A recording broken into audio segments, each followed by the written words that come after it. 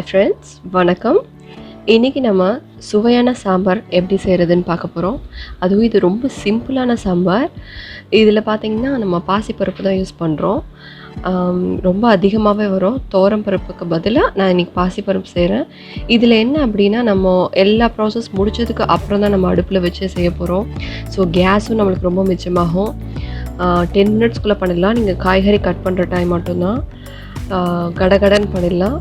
இன்றைக்கி எப்படி பண்ணலாங்கிறது தான் சொல்ல போகிறேன். பார்க்கலாமா? வாங்க பார்க்கலாம். நான் 1 டம்ளர் தான் எடுத்திருக்கேன். ஆனால் சாம்பார் எவ்வளோ வருதுன்னு பாருங்கள். இதை நல்லா வாஷ் பண்ணிவிட்டு தண்ணி ஊற்றி அப்படியே வச்சுருங்க. குக்கர்லேயே வச்சுடுங்க.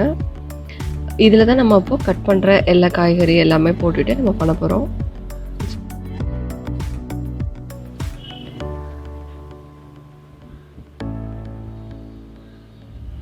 இப்போ அதுக்கு தேவையானது என்னென்னு பார்க்கலாம். வெங்காயம் 3 எடுத்திருக்கேன்.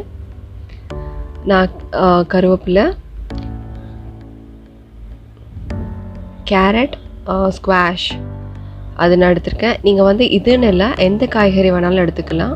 தக்காளி பார்த்திங்கன்னா நான் 3 தக்காளி எடுத்திருக்கேன். இப்போ நம்ம குக்கரில் வச்சுருந்தோம் இல்லையா, அதில் வந்து நம்ம இப்போது தக்காளி எல்லாமே அப்படியே ஆட் பண்ணிக்கிறோம். நான் ஸ்டவ் எதுவுமே ஆன் பண்ணல.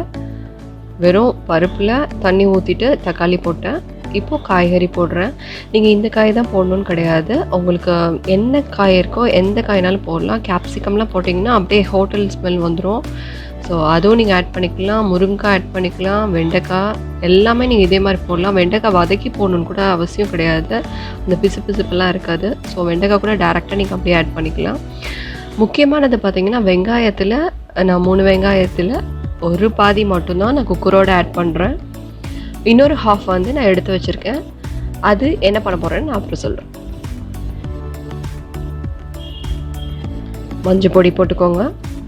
மஞ்சள் வந்து எக்ஸ்ட்ரா ஆட் பண்ணுறதுனால ஒன்றும் தப்பு கிடையாது. நீங்கள் ஒரு நாள் போட்டுக்கலாம். மிளகாய் பொடி 1/2 ஸ்பூன் தான் போடுறேன்.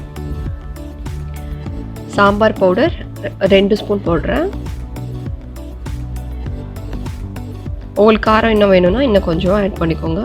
தனியாத்தூள் வந்து நான் இதில் 2 ஸ்பூன் போடுறேன். இது வீட்டில் அரைச்ச மசாலா. நீங்கள் வெளியில் வாங்குறது அப்படின்னா அதில் பருப்பு அதெல்லாம் ஆட் பண்ண மாட்டாங்க. ஸோ நீங்கள் அது வந்து ஒரு 3 கூட நீங்கள் ஆட் பண்ணிக்கலாம்.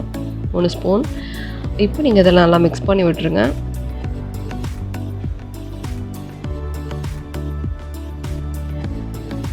தேவையான அளவு உப்பு போடுங்க.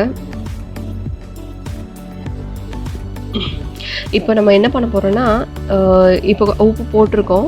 இன்னும் சாம்பார் நிறையா வந்து ஃபினிஷ் பண்ணும்போது இன்னும் கொஞ்சம் தண்ணி நம்ம எக்ஸ்ட்ரா ஆட் பண்ணுவோம். அந்த டைமில் இன்னும் உங்களுக்கு உப்பு வேணும்னா அப்போயும் நீங்கள் ஆட் பண்ணிக்கலாம்.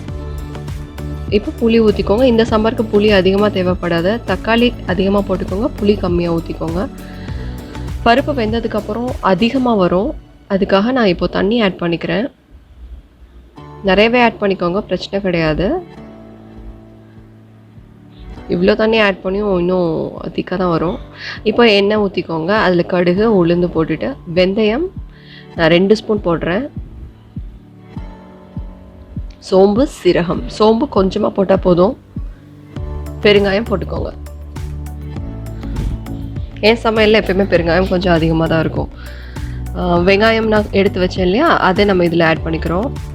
ஸோ இது எல்லாமே நல்லா ஃப்ரை ஆகட்டும்.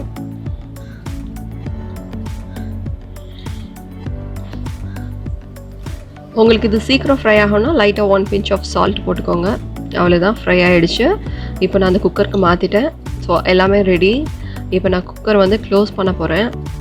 லாஸ்ட்டாக கருவேப்பிலை, கொத்தமல்லி இதெல்லாம் போட்டுட்டு க்ளோஸ் பண்ணி வச்சுருங்க. கரெக்டாக 3 விசில் தான், அதுக்கு மேலே விடாதீங்க. காய் ரொம்ப குழஞ்சிடும். ஸோ 3 விசிலுக்கு அப்புறம் நான் இப்போ எடுத்து பார்க்குறேன். எவ்வளோ தண்ணி ஊற்றுனேன், இருந்தாலும் பாருங்கள் எவ்வளோ திக்காக இருக்குன்னு.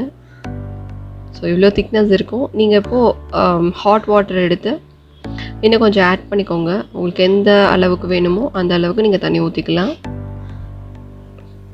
பாருங்கள், பருப்பு நல்லா வெந்துடுச்சு. இதில் குக்கர் வந்து நீங்கள் சூடாகவே திறந்துட்டீங்க அப்படின்னா நீங்கள் பச்சை தண்ணி கூட நீங்கள் ஆட் பண்ணி மிக்ஸ் பண்ணி வச்சிடலாம். அந்த சூடில் அது கரெக்டாகிடும். நான் பாருங்கள் கரெக்டான தண்ணி ஊற்றி வச்சுருக்கேன். இது வந்து டிஃபன் மட்டும் கிடையாது, ரைஸ்க்கும் சூப்பராக இருக்கும். ஸோ நீங்கள் ஒரே சாம்பாரே காலையிலே வச்சு முடிச்சிடலாம். அந்த டே ஃபினிஷ் ஆகிடும். ஸோ இந்த மாதிரி ட்ரை பண்ணுங்கள். கட்டாயம் உங்களுக்கு ரொம்ப பிடிக்கும். மார்னிங் ஸ்கூலுக்கு போகணும், ஆஃபீஸ்க்கு கிளப்பணுங்கும்போது ரொம்ப டென்ஷனாக இருக்கும் எப்போயுமே பேரண்ட்ஸ்க்கு என்ன பண்ணலாம் அப்படின்னு சொல்லிட்டு. ஸோ அந்த டைமில் நம்ம இந்த மாதிரி சிம்பிளாக முடிச்சிடலாம். வித்தின் 10 மினிட்ஸில். கட்டாயம் ட்ரை பண்ணுங்கள். ட்ரை பண்ணி பார்த்துட்டு உங்கள் கமெண்ட் சொல்லுங்கள். லைக் பண்ணுங்கள், ஷேர் பண்ணுங்கள், சப்ஸ்கிரைப் பண்ணுங்கள். தேங்க்யூ. தேங்க்ஸ் ஃபார் வாட்சிங்.